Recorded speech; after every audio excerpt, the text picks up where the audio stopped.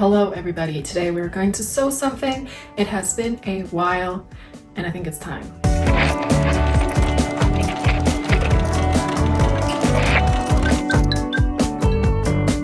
I have taken it easy recently and I am not mad about it. However, I did receive a beautiful jersey fabric from Rainbow Fabrics recently, which just made all my autumn wardrobe dreams come true because the print was so beautiful. It is particularly a print, Deadstock print by Farm Rio, which is a very well-known Brazilian brand, and they sent me a beautiful batch of it and I wanted to make something really fun and slightly different. So I felt like living it up and simply freestyled my way through this project. I kind of knew or had an idea already what I wanted to make, so let me show you the sketch of the design before we get into how I made it.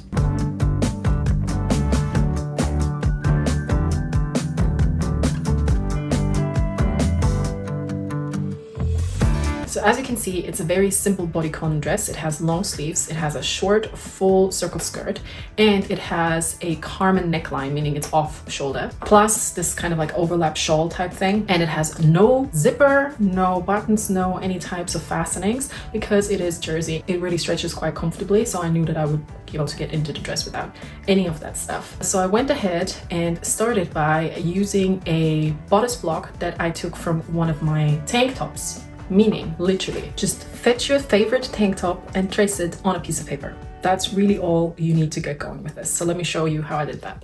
And today's final look is going to feature a bag gifted to me kindly by Teddy Blake, New York. I will talk about that a little bit later. So let's get into it. Okay, I'm gonna give you a prime example now of how I wing my patterns when I don't have them and I just need to whip something up.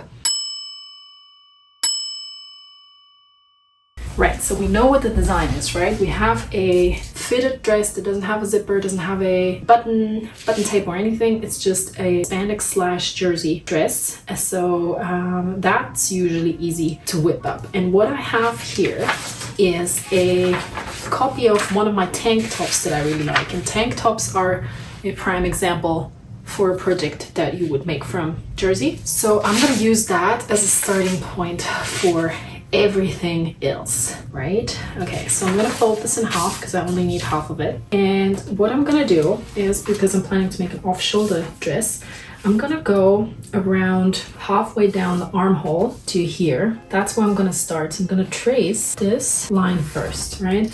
I'm just gonna leave a mark here. And that is because I don't need this upper half for what I'm planning to make. So then I'm gonna go ahead and just create a 90-degree line to the edge of my piece of paper so I meet up with that, right? Now, what I'm also gonna do is I'm gonna extend this a little bit because the waist is supposed to be dropped. I don't want this to be stopping at my most narrow point. I want this to go down my hips, right? So I'm gonna give myself a little extra here just to be sure. And then I do this. Okay, so this is basically the bodice, both front and back. Again, because we're working with jersey, we don't really need to worry about darts or front versus back. They're the same in this instance. So that's already the top done. I can cut that. Now the next thing that I'm gonna do is I'm gonna wing my sleeve pattern. So to know how long my sleeve is, I'm literally just taking my tape measure and putting it in my armpit right here, and I just gauge how long I want the sleeve to be. So I'm gonna make it 60 centimeters. And the other thing I wanna know is my upper arm circumference here. And I'm gonna do that over my sweater because I don't care. So as long as I know this, I can make a sleeve now. So I'm just gonna create a line here, sort of like a T, and that is the length of my sleeve. Now from there, I'm gonna measure 60 centimeters up. It's almost exactly what I did here, coincidentally. So this is the inner sleeve length. That's where it starts. So the sleeve inseam is what this is called, correct? And now I want to, because this is a Carmen sleeve, right? I'm just gonna extend this a little, and I'm gonna make sure that it matches up with my front and back neckline. Right, so once I know this, I am going to create a line perpendicular right here as well. My wrist circumference, first of all, 16. So I'm gonna do 20.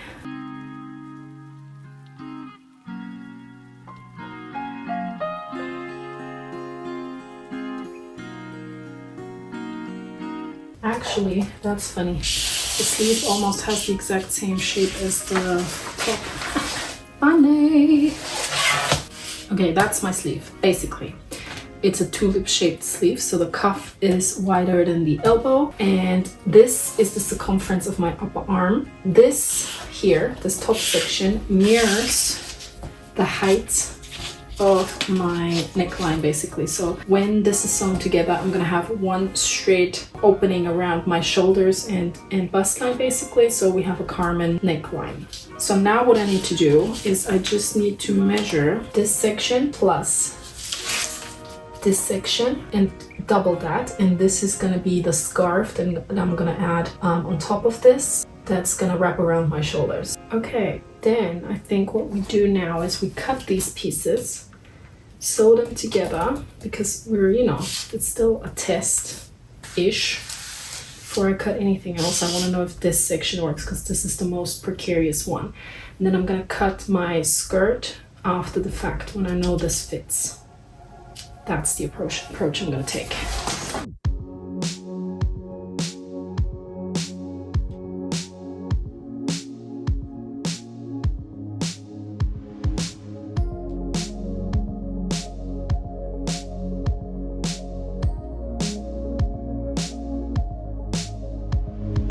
Okay, let's see if this works it all the way. I think it should.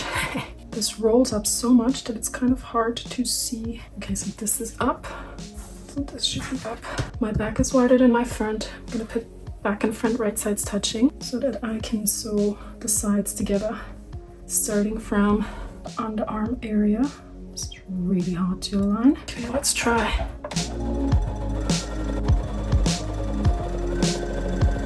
I can already tell that the back is quite a bit wider than the front. I think it's going to be too wide. I'll sew it together now. I can still adjust later.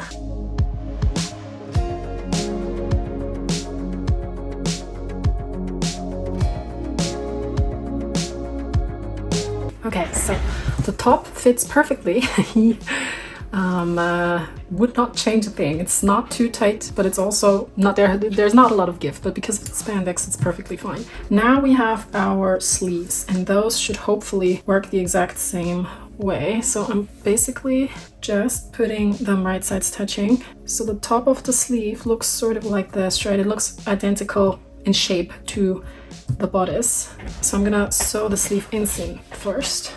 Okay, now the sleeves are sewn together and they fit quite well. I could technically make them a tad more narrow, but this is quite comfy. I don't think it needs to be. I could do that later if I still feel like it, but for now I think I'm gonna leave it like this. And for completion purposes, I'm going to serge this on my serger.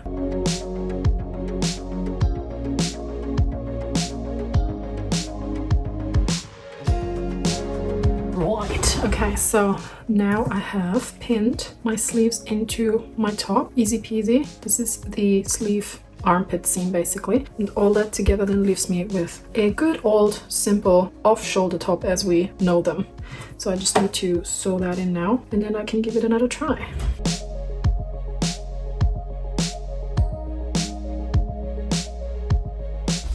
Okay, so this is where I am right now for a winged project. Not bad at all. This is the back, this is the front.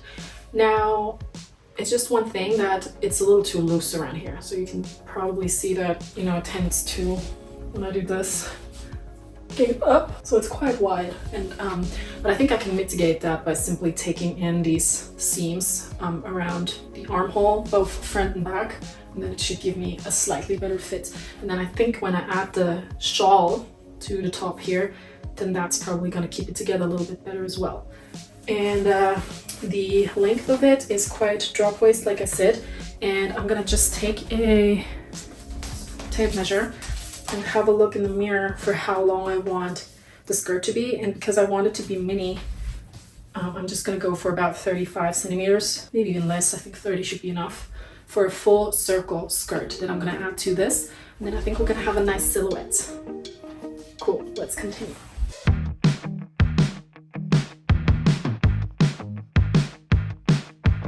Okay, now that I made the adjustments, the next thing I need to do is to measure the circumference of my opening up here in an unstretched state. So I don't want to stretch it, right? I just want to know what is the circumference of the opening in a relaxed state, because this is what I need to create the scarf. Let's say it is 96 centimeters.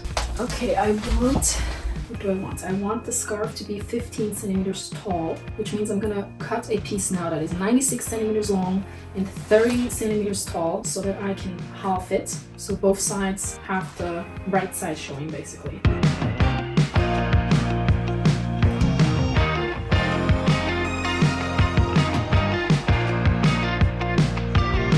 So this is just a 96 centimeter by 30 centimeter strip of fabric, and I'm gonna fold it in half like so. And this is what I am going to put along the neckline, practically.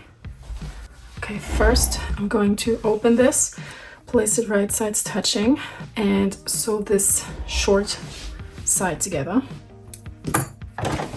Okay, so now that that is done, I'm gonna fold this in half, so just the nice sides are showing, like this.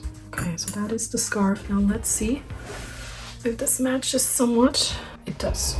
Good, that is good. Right, how do we attach this in a nice way? We have a seam, and that seam I'm going to place in the back. We also have the pattern showing up and down, so it's this way is up, right? So this is all stuff I want to consider before I attach this. I'm going to first attach one layer, and then later I want to attach the right side first. So I'm doing a bit of topology here, like so. I don't know if you have any idea what I'm doing here, but basically I want the invisible seam to be on the outside, right? So when, say, the shawl pulls down, you can not see like any serge seams or anything like this. We don't want that. So I'm placing the right side of the shawl to the left side of the top, and I leave the other layer open for now.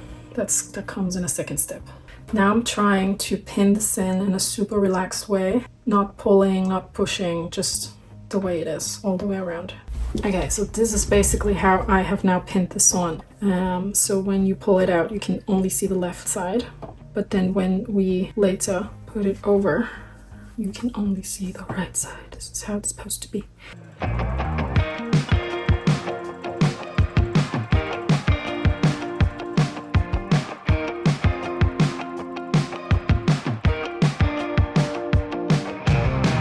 Right, almost done. So now I cut a tiny little baby skirt that is, let me try and show you, a full circle skirt, as you might be able to tell. And the circumference of the opening up here is exactly what I need for my dropped waist, to fit my dropped waist. And this is really just 30 centimeters high because we have a dropped waist, so it doesn't have to be super long. So now I'm just going to attach this to my waist seam, and then I have the dress assembled, and then it's just about final touches.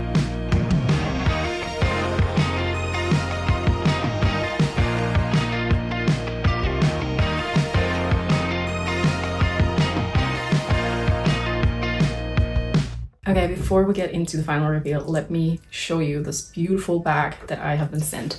Some of you might remember that I have worked with this brand before. I believe it was 2023, where Teddy Blake first reached out to me, sending me a gorgeous, gorgeous bag that I still love and wear all the time. And they have kindly reached out to me again for this season, sending me a bag of my choice, which is this gorgeous lady right here. Her name is Grace. She's made from beautiful, genuine leather. She also smells like it, like a new race car. She's 11 inches wide, which I think, I'm not entirely sure, refers to this section right here. I was drawn to this design because of its shape, because of its triangularness that really, really fits perfectly around the shoulder. As you can see, you have two options with the handles. You have the shoulder handles, but there's also a long strap that you can add or remove as you will. It has a magnetic clasp right here, very easy to open, and it's also beautifully finished on the inside. Not sure how much you will be able to see here, but it's just super high quality. It's beautifully made. All the seams are in the right place. There isn't a stitch out of place. And also the branding, which I personally appreciate, is very inconspicuous. You can see it's only super small down here and very tasteful in this gold font. When I opened this, I was, as I have been the last time, super impressed with the quality of the bag. Not only the leather, but also the metal fastenings. Oftentimes this is where you can tell whether something's really good quality or not. And the metal details on this bag are nice and sturdy and kind of heavy and cool to the touch. I don't know what that means, but to me, that says quality. I have mentioned this a few times before. I used to work at Louis Vuitton when I was at university for actually 3.5 years, so I might know a thing or two about luxury leather goods. And Teddy Blake is actually here to disrupt the luxury leather goods market. Let me tell you how. When you visit Teddy Blake's website, which I would encourage you to do, you will find that I have a lot of timeless classic designs, silhouettes that we all know and love. But they come in a variety of different types of leather, a variety of different colors. They change seasonally, so you will never be out of the right color for your outfit. All of the bags are made with premium Italian leather in Italy.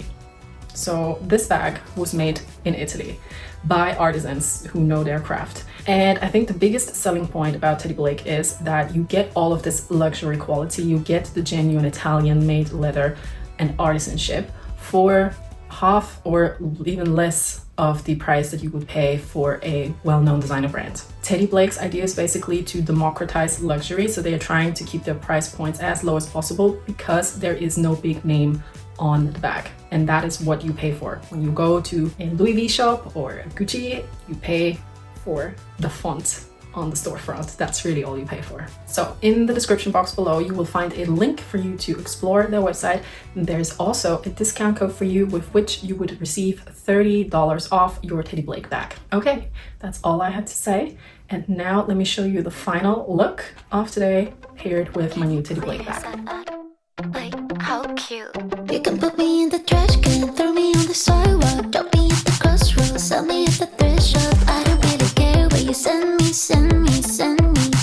No, I don't really care. You can drop me in the ocean, leave me in the alley, hide me in the basement, or leave me at the lost and found. I don't really care where you lose me, lose me, lose me, or if you choose me.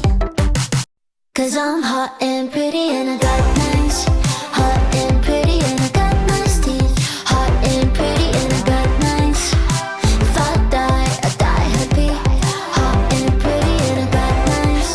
Hot and pretty and I got nice teeth. Hot and pretty and I got nice. If I die. And that is it, my friends. I hope you enjoyed this. This was a fun little make. It's definitely a party dress. This is something I would wear to a birthday party, which I have loads coming up, by the way. I don't know, I'm friends with a lot of winter babies.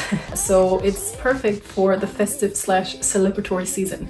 And I think I'm going to make a couple more dresses like these because this is just what I need right now. So stay tuned and see you soon. Bye bye.